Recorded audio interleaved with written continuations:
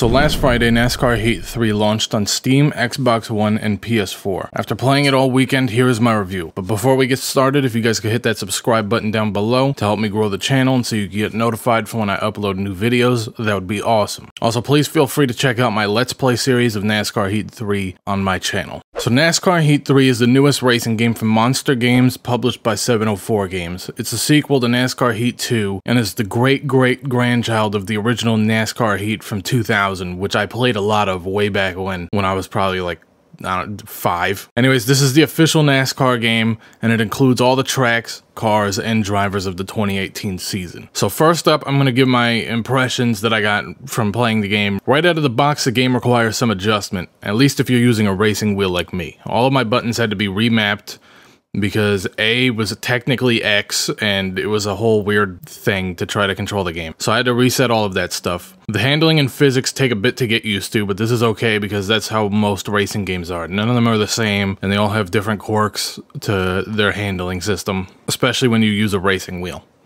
According to various Steam reviews, Logitech wheels are not working properly on the PC at this time. I don't know if this is the same case for consoles or any other wheels, but please look into this before you buy the game if you have a Logitech wheel or any other wheel other than a Thrustmaster TX, because mine works perfectly fine. NASCAR Heat 3 is definitely on the arcade side of an arcade to sim racer scale. For example, if Outrun is a 1, meaning fully arcade, and iRacing, P-Cars, Race Room, or Assetto Corsa are like a 10. Forza and GT Sport are like a 7 or an 8.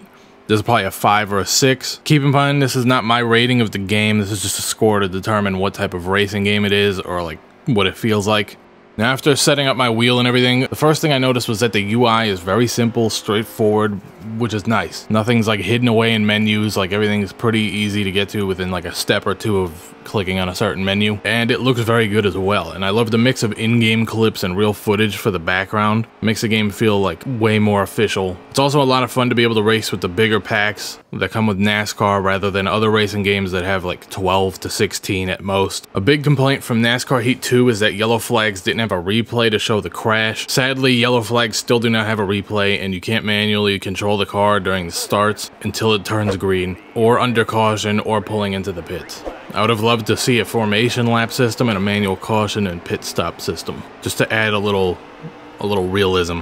Now, I appreciate that they added dirt racing to this game because I'm a big fan of dirt racing. It's always fun to get sideways and slide around in turns. Plus, it's a more like action-packed form of racing. In this game, it's a little weird.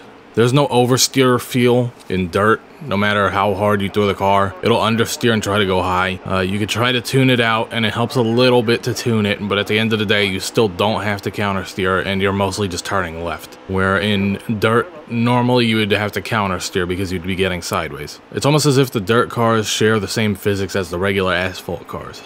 But understeer doesn't just apply to the dirt cars, it also applies to the asphalt cars, and it makes it where the bots can just be way faster than you through a turn because they don't have to manage that, but you will destroy them in straights. Another issue caused by the bots being much faster throughout turns is that sometimes they'll just plow into the back of your car in the middle of a turn if you're trying to block the inside line. And the bots almost just stick to like a single line. It's very weird. They don't move around much. They kind of just stay in the same sort of lines. There's like 2 lines and they just stick to it.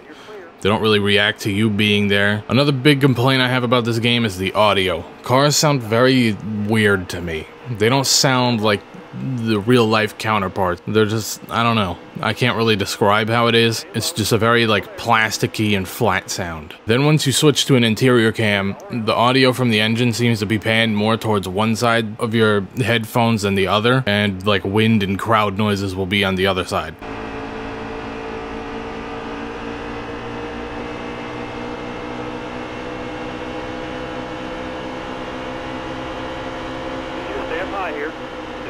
There's a chance this could be on my end, but I tried it with 2 different headphones and I kind of got the same experience both times. So hopefully that is something that can get fixed because it gets really annoying after a while in a long race.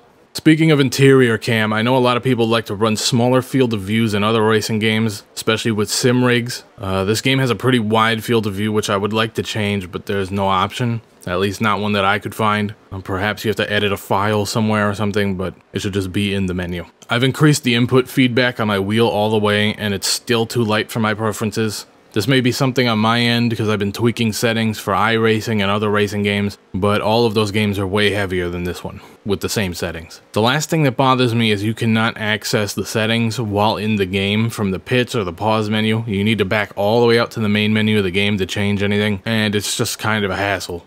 Especially if you're trying to like stream something and then you go, oh, I want to turn the volume down on the music or something like that, and you gotta go all the way out. Makes it weird. Overall, NASCAR Heat 3 is a fun game and it makes many improvements over the last, yet it still has a few things that need to be worked out. The dirt cars, for example, like I said, do not feel like they're on dirt at all. They don't slide unless you really throw it into a turn with all of your might, and even then it's still not really going to slide.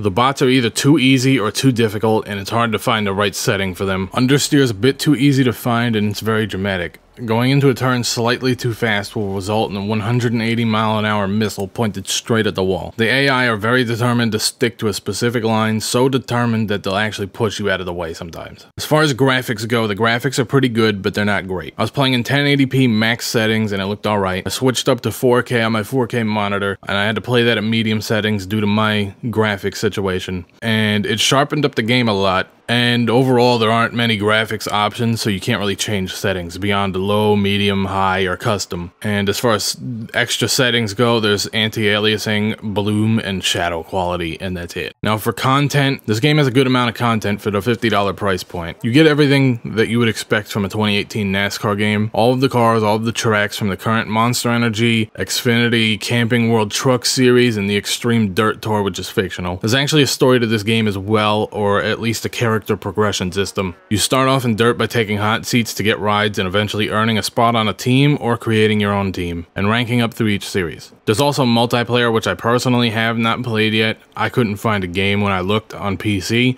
but hopefully that will change soon. Now skip, wait, or buy. I would personally play it safe and wait to see if the bugs are fixed, unless the bugs are something you can live with. As far as gameplay goes, yes, it's difficult on the higher settings. Yes, the bots are assholes. Yes, there are bugs, but at the end of the day, the game is still playable in my opinion, and it's still fun. And I'll continue doing my Let's Play series of NASCAR Heat 3 on my channel, and episodes 1 and 2 are already available for you to go check out. And that pretty much sums up my review of NASCAR Heat 3. If you guys have any questions, comments, or opinions, please let me know down in the comments below. If you like this review, please hit that like button as well. Don't forget to subscribe so you get notified for when I upload new videos. Thanks for watching, guys. See y'all next time.